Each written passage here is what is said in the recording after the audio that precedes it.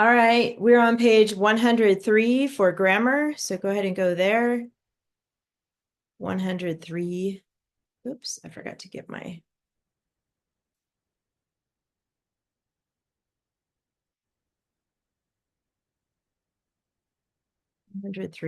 We talked about cumulative, actually coordinate adjectives last week.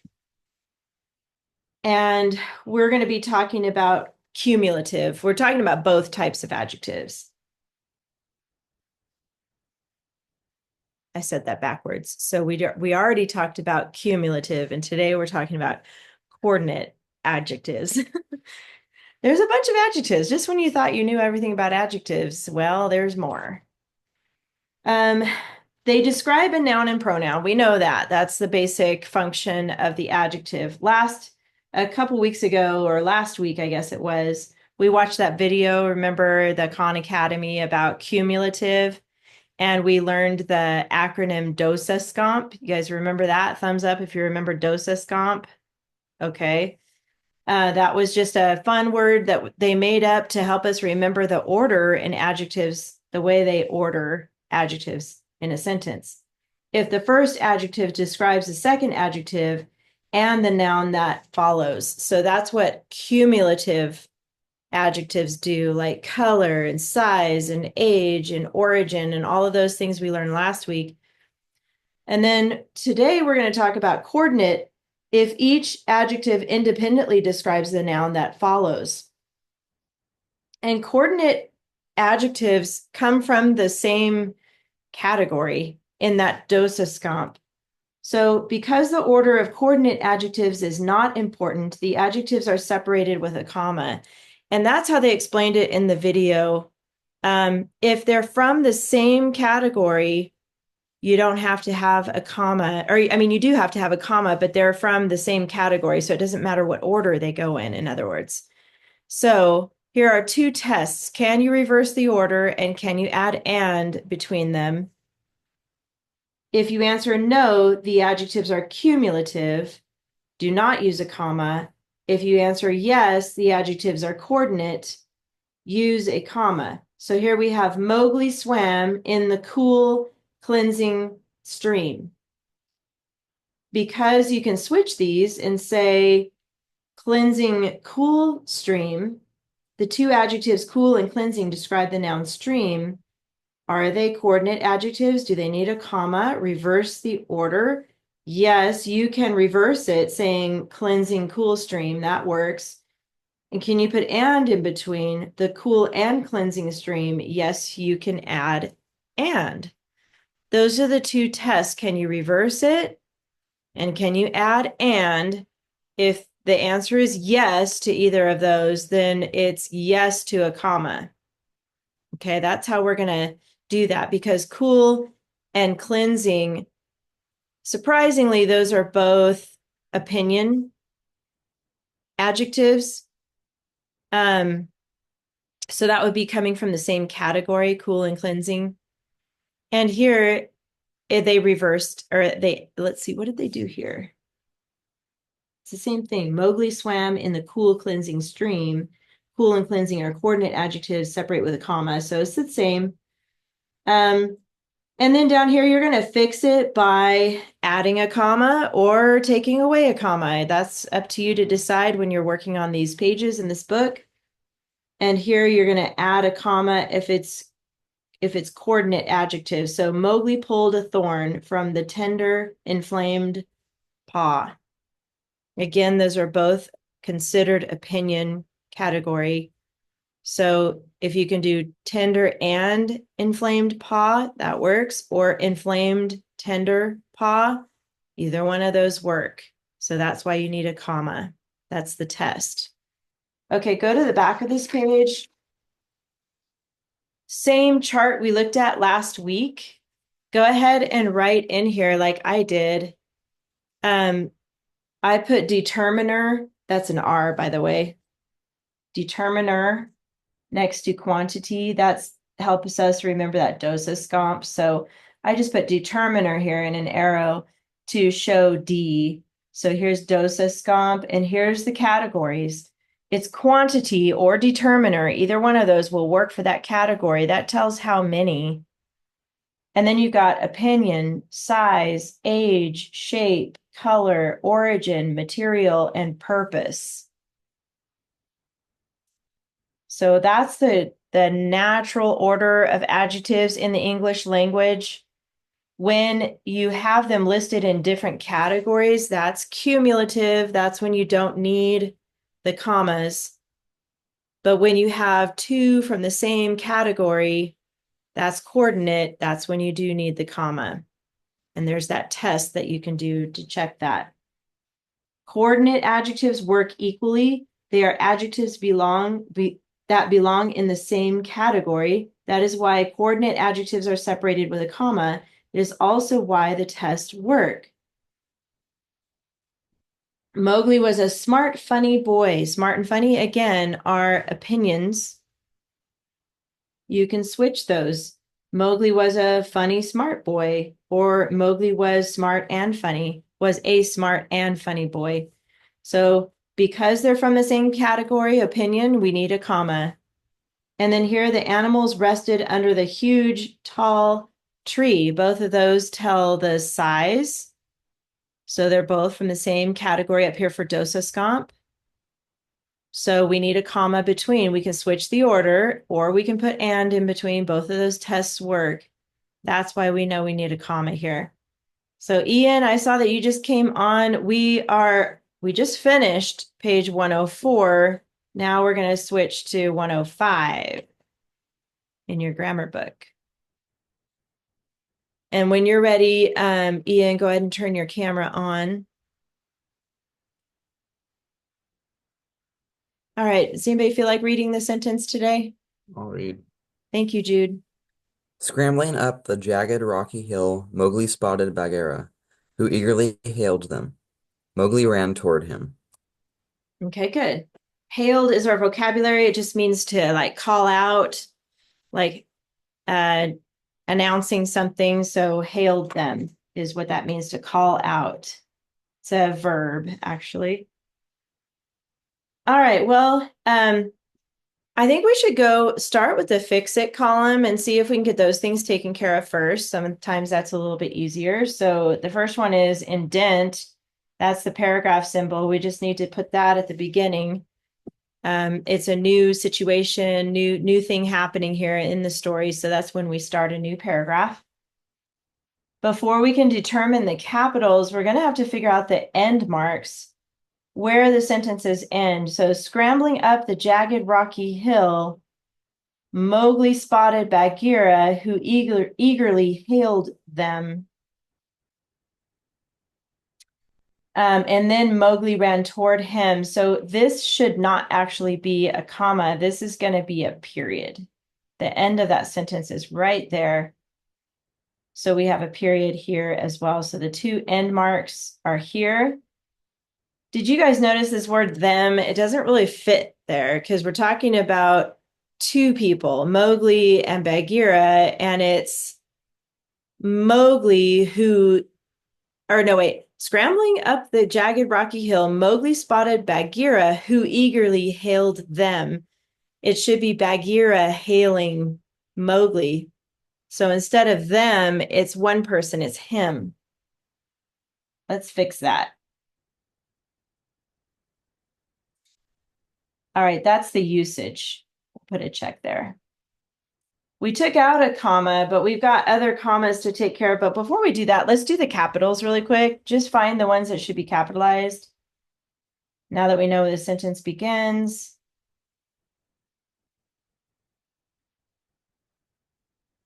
One, two, three, four. There they are.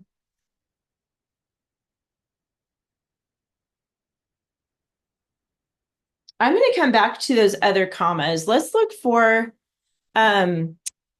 we got to find all those clauses in there, but the best way to do that is look for those subject verbs first. And notice I'm jumping around these lists, and I really want you to do that. If you get stuck on something while you're doing homework, just wait for that. Come back to it. Do the ones you know first, and it gets a little bit easier that way. So Alex, I'm looking for verbs. Where are the verbs at? Is scrambling a word? That's actually going to be one of those, it's an ing opener. It's oh gosh, what's the name of that? Hold on. What is it called? My name is drawing, I mean, it's drawing. I am drawing a blank. What is it called? The ing. Hold on, hold on.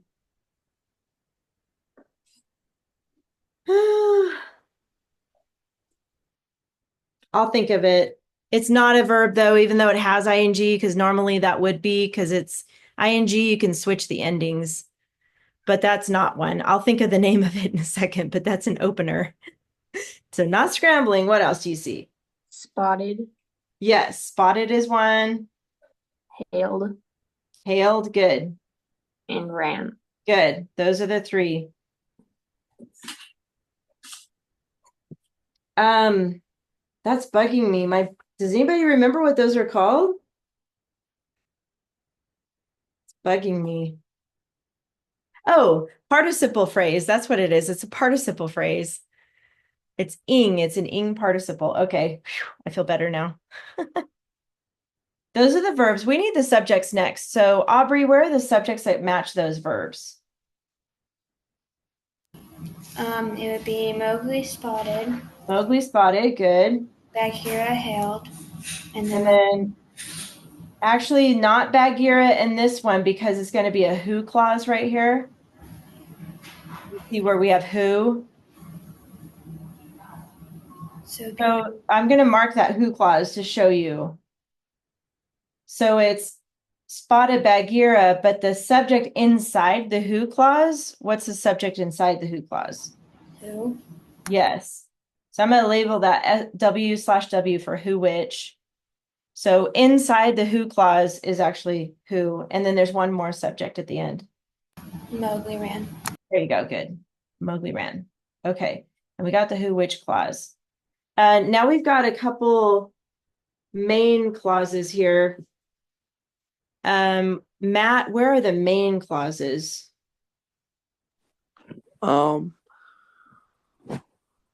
They're both going to have subject verb pairs, and they're not going to include the opener or the who which clause, if that helps you. Mowgli spotted. Yes, it's Mowgli spotted and then Bagheera. That's one main clause. What's the next one? Mowgli ran toward. All the way to him. Okay. Yep. Because remember, it's a complete thought. So remember, when you're looking for a main clause, it's a complete thought. It has subject verb pair, but it's also complete. Those are the two main clauses. We've got a couple prepositional phrases. So Ian, do you see one of the prepositional phrases in here? It's one we don't see very often.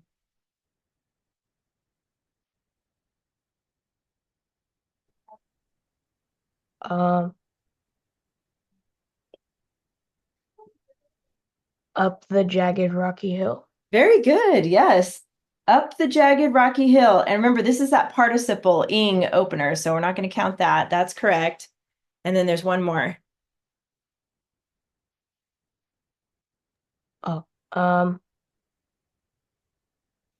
Mowgli ran toward him. No. You're close though. Ran toward him. It's just toward him. Because remember, prepositional phrases don't have verbs. So it's just toward him. Starts with a preposition, ends on a noun or a pronoun. So good. Okay. And then we've got two different openers. Jude, do you know what those openers are? Is the first one ing or? Yes. I'm not sure which number it is. It's a number 4. Before, We'll okay. just put ing like that to remind us. So there's a 4 ing. And then what about the other one? Is that VSS? It is. Good job. Do you remember the number? 6? Yeah, good job. VSS, because it looks like it could be a subject opener because it starts with Mowgli. But since it only has 4 words, it's considered a VSS, which is very short sentence. Awesome. Okay, and the commas, that's the last thing we need to fix. So Alex, we already took one out. What other commas do we need here? After jagged Yep. and after rocky. Not after rocky. So those are the two adjectives that describe the hill. They're in the same category. But there's another rule about an opener and then a main clause. The ing opener, it needs a comma after the opener before the main clause. After hill. After hill, then, yeah. And there's one more that needs to go in. After who? Actually, right I mean, before. Bagheera. After Yeah, there you Bagheera. go. Yeah.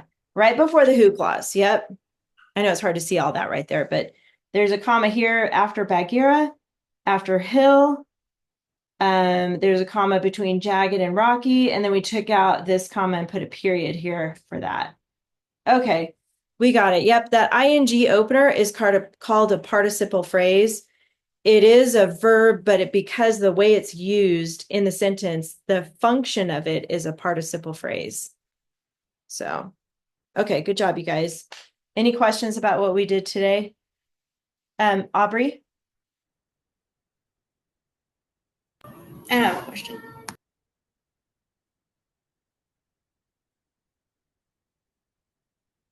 Wait, you muted again. I can't hear you. I don't have a question. Oh, I thought you did. Okay. All right. We're done with grammar for today. Go ahead and get out your binders next.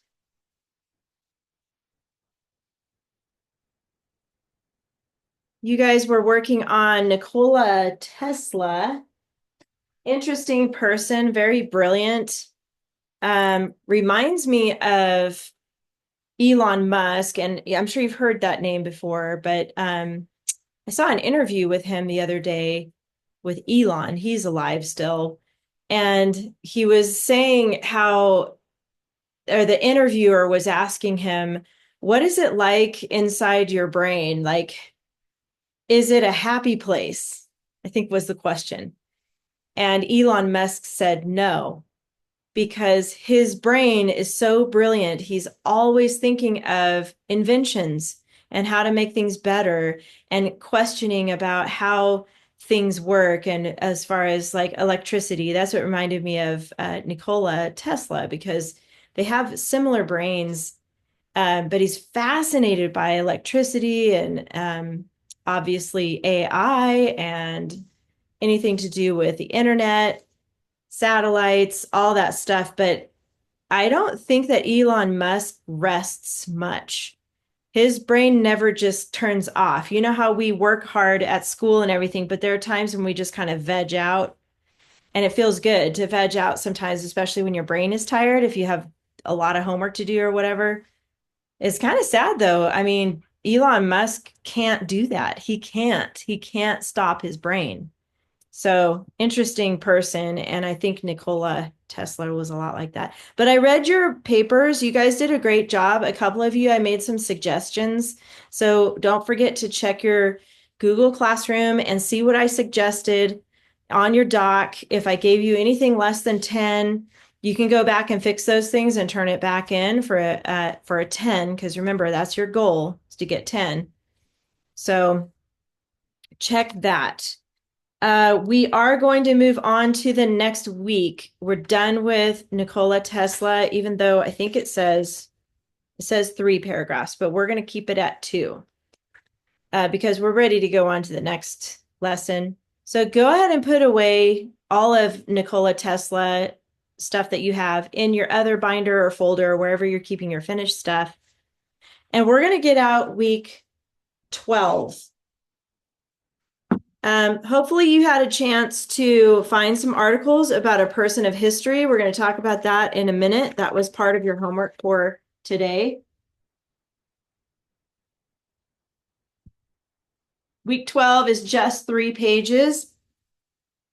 But in the very, very back pocket of your binder, those of you who have had my class before know what those big white pages are for. We're going to get one of those out. Well, we used it already for the Tesla paper, I think, didn't we? Yeah. So go ahead and get out a big white page too. So you're going to need all of week 12 out and one of those white pages from the back of your binder. I forgot, we already used them for Nikola Tesla. So you know all about that. Did you know that Elon Musk is doing brain implants on people, and he's trying to be able to, he's trying to be able to make people be able to move your mouse cursor on your computer with just thinking about it. I have heard about that. It's so cool, and yet it's so creepy at the same time because uh it's so advanced, and I think I saw another interview with him and he was showing robots and he actually puts like humanistic faces on these robots and Oh, hair I've seen and that. I everything. don't know. Like, even Yeah. if it gets normalized in like 40 years, I don't think I'll ever get an implant, a brain implant. Just even like forever away. Like I don't think I'm ever gonna do that. That's totally messing with your personality. It's messing with your character and who you are and who God created you to be. And so it's like scary to think he's toying with that. He's toying with God's stuff when, He talking even is about, releasing something that's supposed to carry women's babies for gosh, 9 months. I know. crazy. And I know he's looking at genetics and cloning and things like that. It's wild to think about. These are the things that just used to be like sci-fi stuff, and now it's starting to become reality, and that's where it's shocking. I'm with you, Jude. I'm just not sure about it all, but He and created an he huh? created an he created an actual hoverboard that doesn't like have like two wheels. It like actually hovers. Yeah, I believe it. I believe it. Yeah. This uses really pressurized air to push up.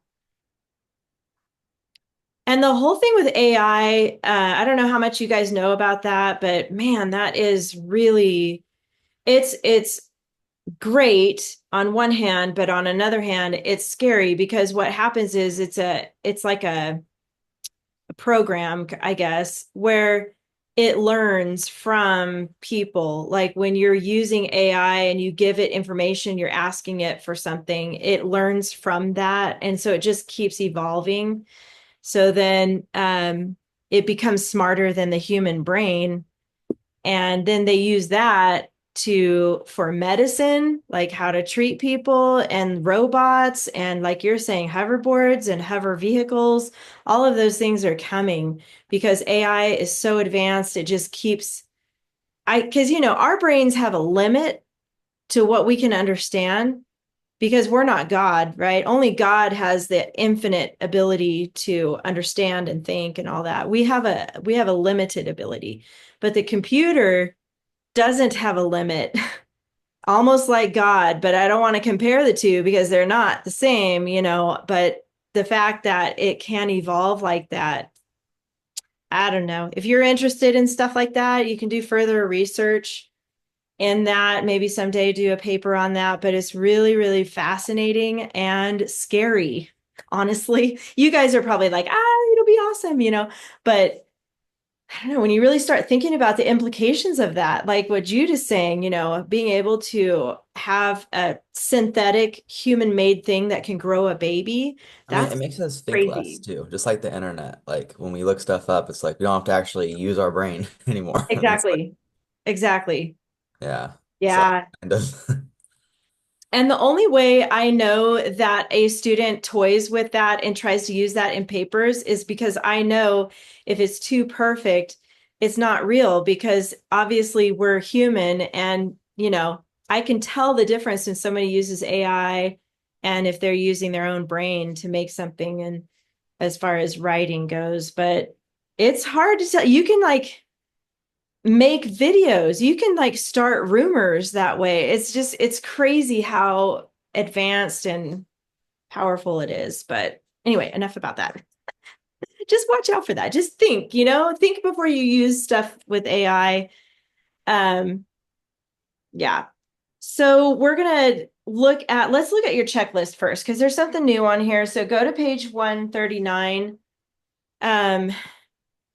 You're going to notice in the dress up area here on your checklist, we're back to 5. We used to have 6 dress ups. And if you look at the Asia, we have the dot B here. So they've combined those for you again. So you don't have a separate because clause. I just wanted to point that out to you. So you can use any of those words plus because for your clause. And then down here, your sentence openers are still the same. We have 1, 2, 3, 4. This is still going to continue to grow, but notice you also have this www.asia.b clause. You cannot use your clause, your opener, as your dress up. In other words, you can't double dip. Okay. So you're going to have to choose 2. You're going to have to use 1 for an opener and 1 for a dress up. Does that make sense? And same for the ly adverb. Use 1 for an opener and then a different one for a dress up. So don't double dip on those. By the way, if you use because of, watch out for that. A couple of you did that on your last paper. I put a note in your document about that, but because of is a phrase. It's a prepositional phrase. You can use it here as an opener because of. But you can't use it as an Asia word because that's a clause. That has to have a verb with it. And then your VSS is your very short sentence. All right. Now let's talk for a minute about your topics. So you guys were to think of a person in history that's already dead. Yeah, Aubrey, I see your hand there. I don't see a because clause on our dress ups. Yeah, so that's what I was saying. Let me show you again right here.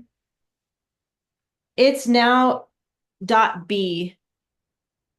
So they combined the Asia and the because clause here, because you know in grammar how we have dot B in grammar, but last week it didn't have that. It just said www.asia and then a because clause was separate.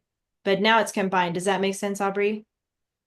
So you can use a because clause and count it as an Asia clause now. Does that make sense? Okay. You understand that, Aubrey? Here, let me show you something really quick. Maybe this will make sense. Here's the one. This is my teacher book, but here's the one from Tesla. See how it has because clause separate, and then Asia doesn't have the dot B. It just has Asia. But now we don't have the because clause, but we have the Asia dot B.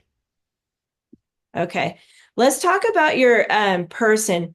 Thumbs up if you picked a person to write about this week, your historical person. Okay, I'm going to have you guys go around, and I'll start with you, Alex. Who did you pick for your person? I asked my mom for help because I didn't know, but I chose okay. Helen Keller. Okay, Helen Keller. That's a good one. And were you able to find 3 sources? Yeah, but I didn't print them out. They're on my Safari. Okay. Do you have a printer where you can print them out? Yeah, I just didn't have time to print them out. Okay. So you will need to do that. Probably right now would be a good time if you can print it while we're talking. Do you know how to do that while you're on the Zoom at the same time? Yeah. Yeah, go ahead and work on that because I'm going to talk to everybody about that because you're going to need it physically in front of you. So Matt, I need to see your face. So go ahead and turn your camera on your face so I can see you. And did you pick a person of history? Yeah, I chose George Westinghouse. Okay. Guys, I know a little bit about him already with Tesla and everything. George So, House. Okay. Did you he's kind of like Tesla. Oh, okay, that's cool. Did you find some sources, 3 sources for I it? did not find 3 sources. I found like 1. Okay. We're going to talk about where to find sources in a minute, but how about you, Aubrey? Who did you pick? I picked Corey Ten Boom. Okay. And did you find, that's a good one. Did you find sources for Corey Ten Boom? Mm-hmm. Did you find 3? Yeah, I found 3. Okay, and were you able to print them too? Yeah. Okay, good. How about you, Jude? Who'd you choose? So I'm not sure if this is okay, but I chose Robert Smalls. I have like 8 papers I need to get in by February 3rd, and this is one other one I need to do for another class. But Yeah, I already printed all like the papers for it to start working on it. So is that that's a okay? good idea. Yeah, that's okay with me. Yeah, I got free sources printed, so Okay, good. Yeah, that's okay with me. I mean, I understand if you got all these papers to do, it helps to kind of use one for both classes. I'm okay with that. thank you. You're welcome. And then Ian, did you pick somebody? Yeah, I picked Leonardo da Vinci. Hmm. And did you find sources for him? Yeah, and I printed him out. Okay, good. Good job. All right. So, Matt, I'm going to need you to, you said you found one, right? So far. Yeah, And did you print it? I forgot if you said you printed I it. did not. No, Okay. I've not gotten a chance to print anything. I've swamped week. Okay. Okay. So what we're going to work on today is getting it started. You're going to start with one paragraph this week. Ultimately, you're going to have 3 paragraphs, but you're going to start with just the first paragraph. So we're going to talk about how to pick topics for your person, how to set up your keyword outline, and where to get started. So let's get out your white page first and set up that. And remember, we're going to fold it. Actually, let me take it off the share here so you can see me bigger. You guys remember how to fold it? I'll show you. The first fold is the long fold, or what we call the taco fold, this way. So you're going to start with folding it that way. Do you have those papers, Ian? Can you fold that? Should be in the back of your binder. And then you're going to fold it into thirds. So you end up with basically 6 boxes. I know you have an extra crease in the middle, but when you fold it into thirds, it goes like this. You end up with a square.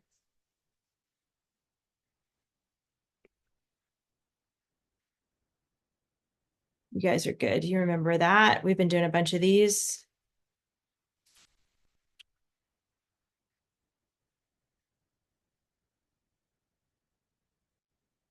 So Matt, since you don't have everything printed, you're going to have a little extra work to do this week. So don't get too far behind. It's just going to get more and more for you. Okay.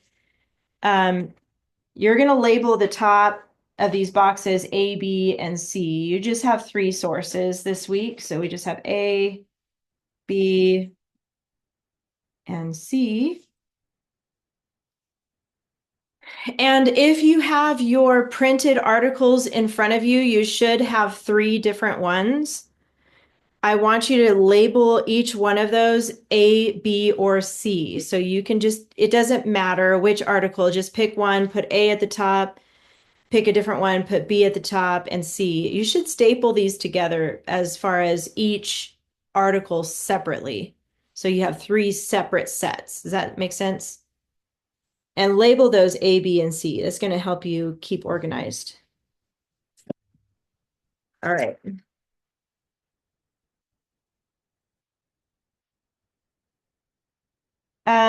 For A, we're going to do Roman numeral 1, and then we're going to do 1 through 6. 6 is optional. Roman numeral 1 again. Actually, 5 and 6 are optional. Let's do both 5 and 6. So you have 1 through 6, but put 5 and 6 as optional. And you can use them if you find more things, and you don't need them if you don't find. So let's do that for this one. 1, 2, 3, 4, 5, 6. 5 and 6 are optional. These are all going to be Roman numeral 1 because we're starting with the first paragraph here.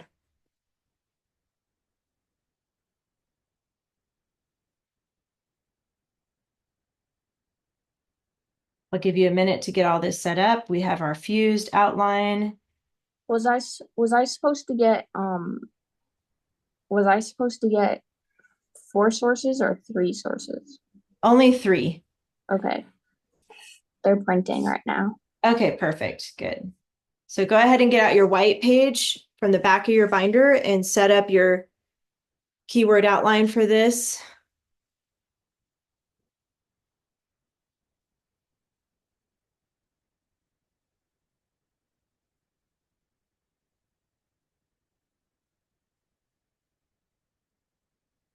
While you guys are working on that, remember the steps to writing a research paper. It's the same as summarizing multiple references.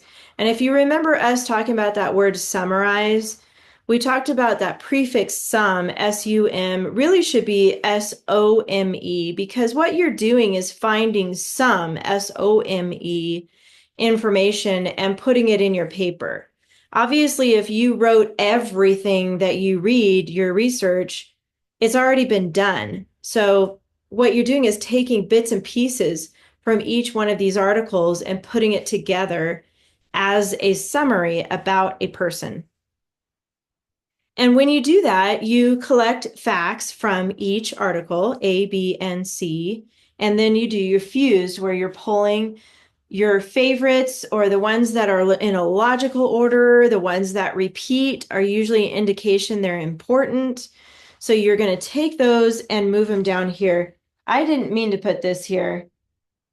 Forget about that, because you do need 5 and 6 for your fused. So don't put parentheses around it. You need 1 through 6 here. 5 and 6 are in parentheses for A, B, and C, but for the fused, they should not. Just, you need 6 facts total.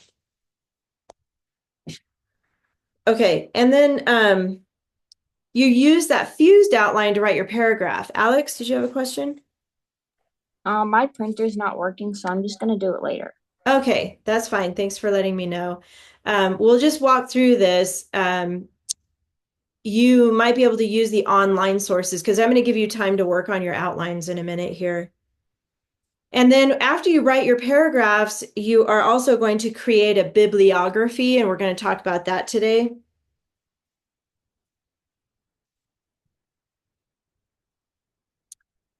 So over here in the box underneath C, let's put possible topics. Now, this is where Alex and Matt, you can look online at your articles that you found. But the rest of you, you should be looking at the printed copies that you have in front of you. So oftentimes in an article, you will see what's called subheadings. And you have the name of the article at the top, and it could be the person that you're writing about, like for Jude, Robert Smalls. And then underneath that, you might see other subheadings like his early life or his accomplishments or his legacy, things like that. So I want you to just take a minute and look at your 3 articles and see if you have those subheadings or extra headings underneath the main heading. If you see those, give me a thumbs up. And I can show you an example of one too.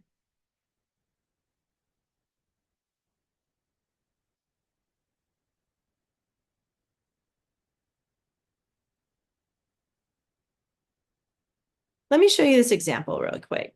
I have another student who's doing a paper on Marilyn Monroe.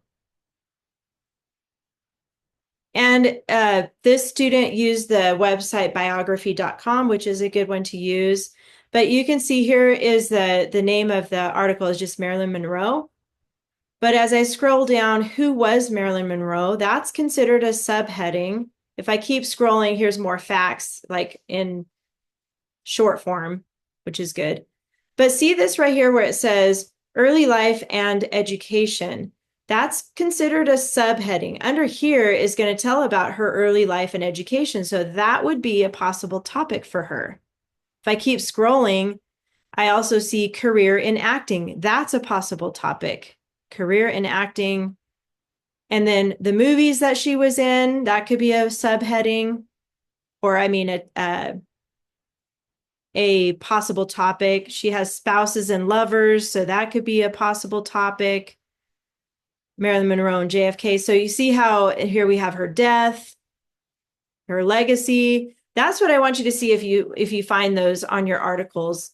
So go ahead and give me a thumbs up in the camera if you see subtitles or subheadings in your articles that you're looking at right now. Yeah, some of you do. If you don't, you can look at the first sentence of each paragraph, and that'll kind of indicate what that paragraph is about in your article. Here's another one. This one is from a different website. This one, as I'm scrolling through, doesn't necessarily have subheadings. This is more in paragraph form. It's just one big article. So this is where I would have to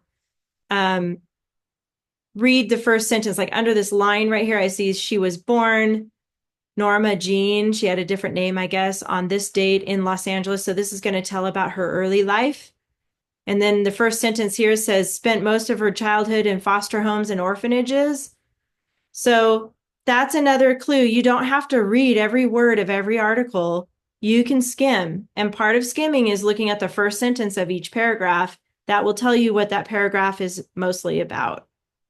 So the reason why I'm going over this with you is because I want you to decide to start making a list on your white page here of possible topics for your person that you chose. So if you see information in all 3 articles about their early life, which you should, that's going to be a possible topic here. I think I've mentioned this to you before, especially when you guys were working on the Tesla paper. Whenever you're writing a biography or a paper about a person, it's best to start with their early life to kind of give context of when they were born, when they lived, where they were born, that kind of context. So that's early life, maybe their childhood, siblings, education. That could be another possible topic. If yours doesn't really address that, like Leonardo da Vinci, I don't know if he has anything important to say about his early education. I don't know. Maybe he did go to art school. But his is more going to be about his talent. And I'm sure you're going to see as you look through those articles, Ian, that he had a natural ability in art. He did art, right? Leonardo da Vinci? Or am I He did art and he was an inventor. An inventor, that's right. Okay. So one of your possible topics would be inventions and art. It could be another one. So I want you guys to at least come up with 4 or 5 possible topics. So go ahead and flip through your articles right now. Label those paragraphs. You can write on it. That's why I had you print them. So write on the side of the paragraph, early life if you need to, or circle it if it's a subheading. You need to have at least 4 possible topics here.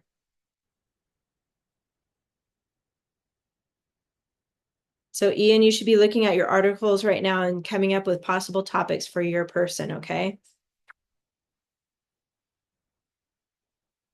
I'm going to just give you some examples, but I don't want you to write these down unless they apply to your person, but like awards and maybe accomplishments.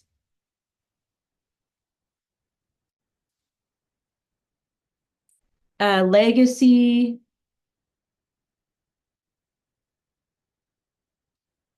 Death.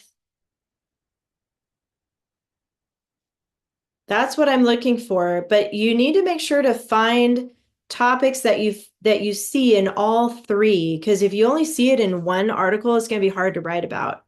You need to make sure that these topics that you write down here, you see in all 3 of them, so you have information to pull from all 3.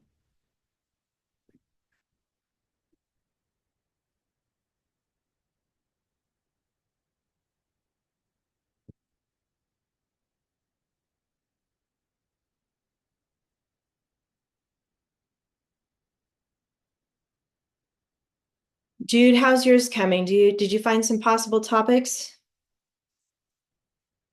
So far, just early life. Okay.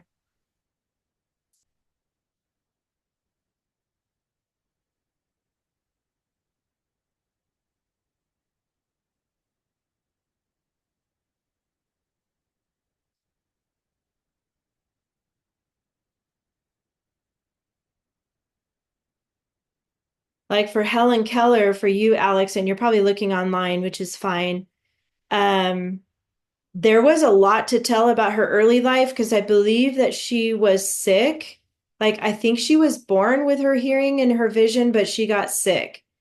And then it affected her hearing and her vision. So, and she was mute as well. So, a lot happened in her childhood that affected her like that. So, you're probably going to find a lot about her early life.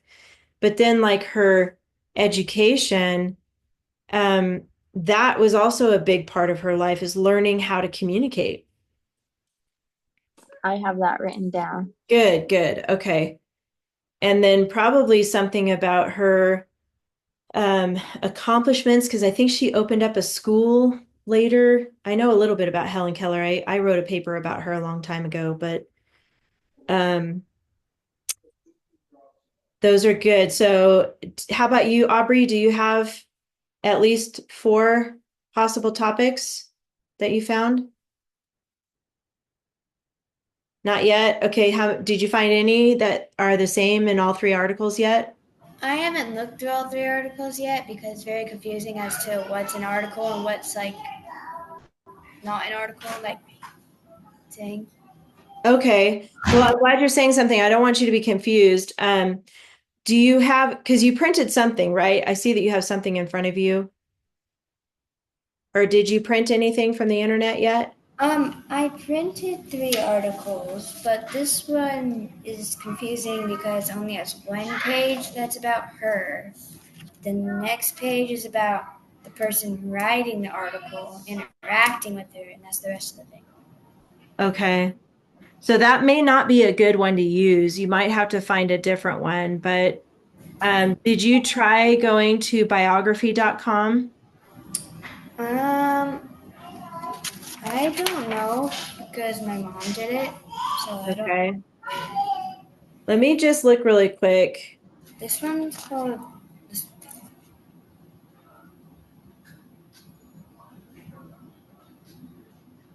What were you saying? This is the one that's very confusing. Okay. And that's the one that just has the one paragraph. Yeah, well, it's this one page that's about her, and then the other 2 pages are not. I see. Okay.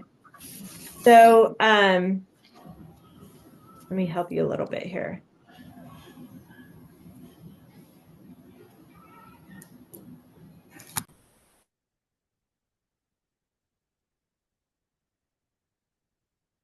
I forgot how to spell her name. Can you spell it for me? Corey Ten Boom. Coorrie, and then it's just 10, like the number, Okay. and then boom is BOM.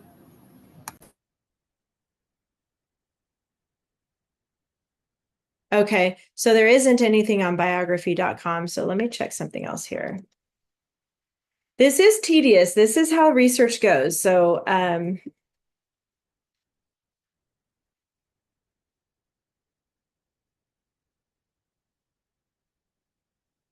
okay. Well, there's a whole website dedicated to her.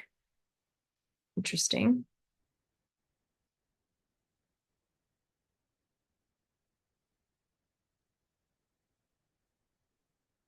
Hmm.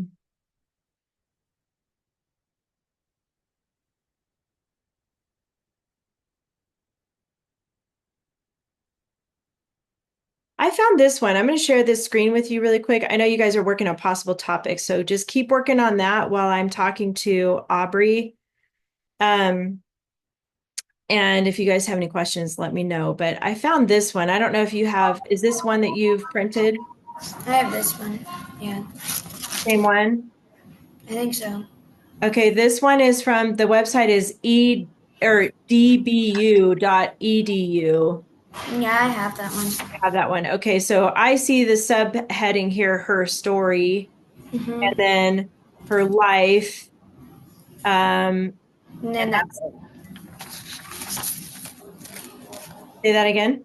And that's it. That's right. That's it. Okay. So what I'm noticing about this particular website is look at the subheadings up here. There's more about her. You can go back to this website and click like her hiding place or the hiding place. That's a book she wrote, Mm-hmm. and they turned it into a movie. Her story, her mission. So there's more you can print from the same website. So later after class, you can do that. Is see the top headings here. Her companion, Pam Moore, and a little bit about her. So each one of these is only about a paragraph. Jude, I see your hand there. Did you have a question? Yeah, so I feel like all of my papers are like a little bit different too. So I think I should look out over them like after class to make sure I get each like possible topics and different things even. Like, does that make sense?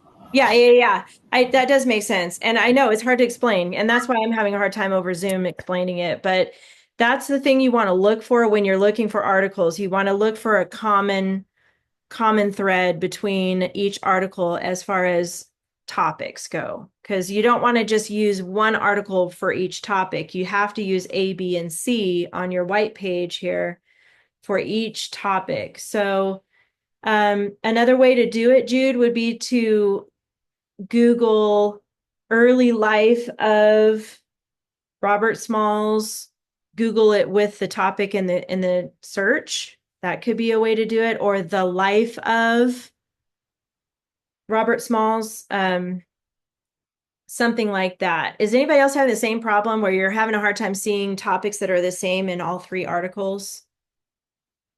Looks like everybody else is okay.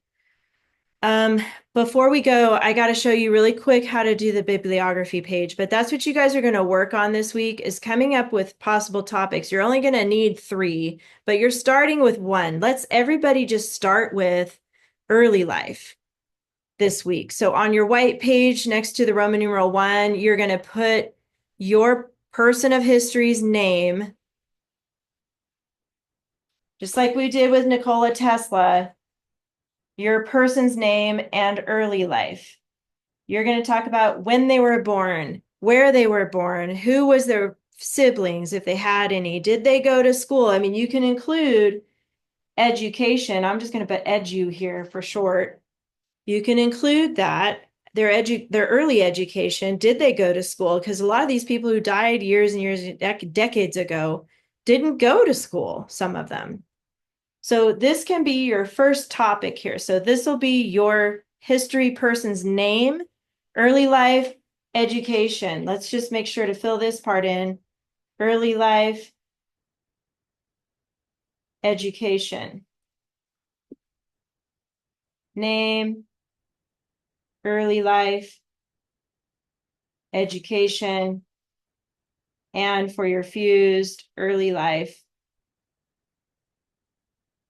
So, and I'm going to wait on the bibliography page because we just don't have enough time to go through that. I'll show you that next week, but you guys might need to look a little deeper to find a better article that talks about their early life. I would recommend looking for things that talk about education and early life, awards, accomplishments, legacy, death.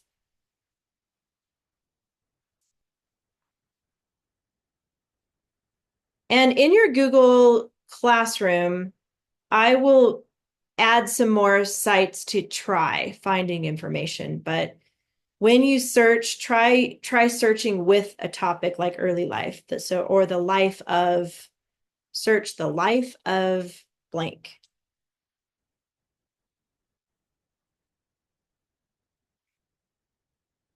Okay, we'll get through this, you guys. We're going to slow it down right here because this is a really good skill to learn, is how to do a research paper. So we're going to start here, just the first paragraph. Make sure you find good articles. You can throw out the ones that don't work for you. Like, I don't know, Aubrey, one of yours only has 1 paragraph. So you might not be able to use that one. I'm glad you guys are involving your parents with this because it's good when you're searching online. You don't know what direction it's going to go. The one site I want you to stay away from though is Wikipedia. That's the first one that pops up because they want you to use it, but it's not reliable. But you can use Britannica, Biography, National Geographic has a lot of biographies there. You can go to their website. But let me know, send me a message on Google if you need help. I can do a separate Zoom with you if you need help with this. Does anyone can just add to Wikipedia? Right. They have more restrictions now than they used to, but still it's just not reliable. So yeah, Wikipedia is always the one everybody loves to quote, but it's irritating because some of it's not factual. So that's why I say just don't even use it. Use Britannica, all those others that I told you about. So, all right. Any last minute questions before you go? I know there's a lot to figure out this week, so please let me know. Please communicate with me or have your mom call me. Alex? Are we doing early life or education? Or are they the Well, same? I decided to put them both. I think we can put them both in the first paragraph. Does that make Okay. sense? Yeah. Yeah. So that's why I listed them both. That's a good question. So I would address both early life and education. Then you can go into their accomplishments for your next paragraph. And then their death and legacy. Obviously, these people you picked are online for a reason because they did something. So that's got to be in your paper somewhere, but not yet. We're going to just talk about their early life first and introduce who they are. Any other questions before you go? All right, you guys, you got this. So keep looking. If you need help, let me know and have a great week. I'll see you guys next week. And we'll talk about what time next week, okay?